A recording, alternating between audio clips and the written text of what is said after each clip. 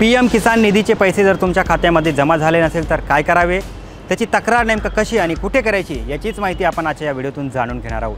नमस्कार, मी सलमान शेख आणि आपण पाहताय ABP माझा।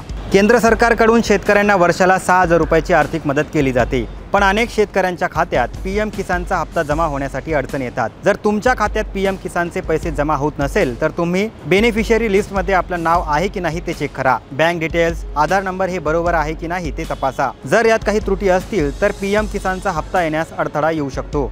बेनिफिशियरी लिस्टमध्ये नाव आहे की नाही कसं चेक करायचं तेही आपण समजून घेऊया। यासाठी तुम्हाला pmkisan.gov.in या वेबसाईटवरती जायचं आहे। त्यानंतर फार्मर कॉर्नर यावरती गेल्यावरती बेनिफिशियरी स्टेटस यावरती क्लिक करा। त्यानंतर तुमचा रजिस्टर मोबाईल नंबर टाका। जर मोबाईल नंबर रजिस्टर नसेल तर तो रजिस्टर करून घ्या। त्यानंतर एक OTP येईल, तो OTP भरा। त्यानंतर तुम्हाला गेट डेटा यावरती क्लिक करावा लागेल। आता तुम्हाला तुमच्या खात्याचा स्टेटस दिसला असेल। जर तुमची माहिती चुकीची असेल तर तुम्ही PM किसान हेल्पलाईन नंबरवरती कॉल करू शकता। हेल्पलाईन नंबर 155261 किंवा 1800 115526 यावरती कॉल करून तुम्ही मदत मिळवू शकता। तुम्हाला ही माहिती कशी वाटली आम्हाला नक्की कळवा आणि जास्तीत जास्त लोकांपर्यंत हा व्हिडिओ शेअर करा आणि पाहत रहा ABP माझा।